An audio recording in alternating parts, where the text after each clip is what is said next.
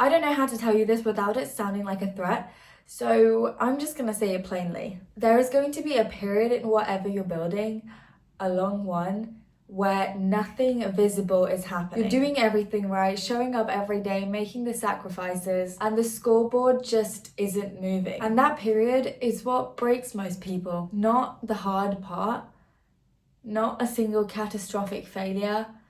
It's the silence in the middle. I've been in it. I'm not gonna lie, I'm still in parts of it. And I want to talk about what it actually feels like, because I think we've been sold a version of ambition that completely skips this part. Hey guys, I'm Navya. I'm a psychology student at university, and in this video I'm going to be talking about how I think everything worth having takes too long.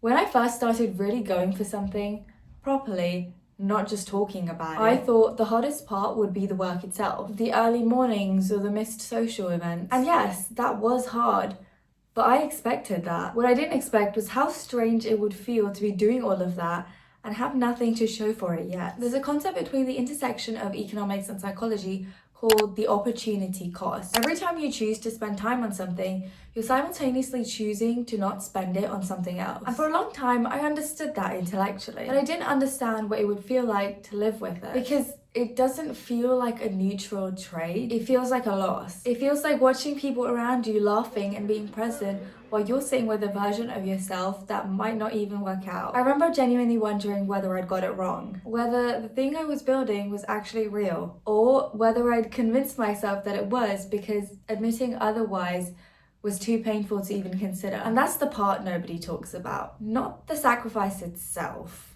We romanticize the sacrifice. It's the doubt that lives inside the sacrifice. The particular loneliness of choosing something that you can't yet prove was worth choosing. You've probably heard of the Stanford Marshmallow Experiment. A child sits in a room and gets offered 1 marshmallow now, or 2 if they wait 15 minutes. The children who waited supposedly went on to have better outcomes in life. It got used for years as proof that delayed gratification was a character trait, that some people just had more discipline than others. But the replication studies told a different story. When research is controlled for a child's home environment, for example, how reliable the adults in their life had been, or whether promises had historically been kept, the effect almost disappeared. And what it says is that the children who grabbed the marshmallow weren't lacking willpower. They were just being rational, because they'd learned that the second marshmallow might not arrive. The environment had given them evidence that waiting didn't pay off. And I sat with that for a while,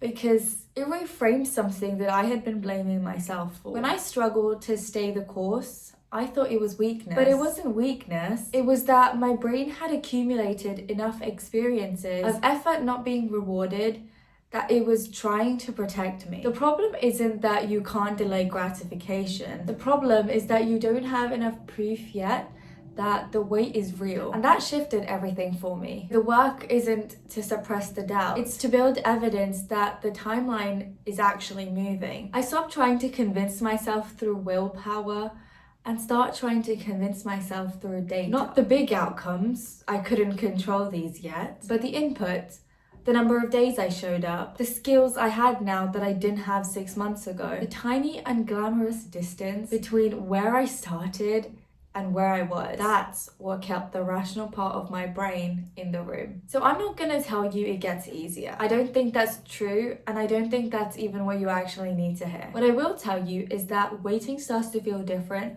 when you stop expecting it to end on your schedule. When you accept that everything worth having takes too long, the timeline stops being an insult and starts being the actual texture of what you're building. You stop being behind, you're just in it. The people who get there are almost never the ones who had a shorter wait. They're the ones who got good at waiting, who found ways to make the process legible so they didn't need the destination to be visible yet, who built in small evidence along the way that what they were doing was real. You're probably further along than you think. That's just what long pursuits feel like. Invisible for a long time, and then suddenly undeniable. And the people who weren't there for the invisible part will call it overnight, but you'll know exactly how long the night was. The second marshmallow is coming. You just have to stay at the table.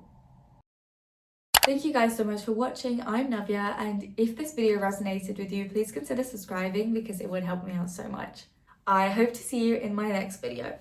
Bye!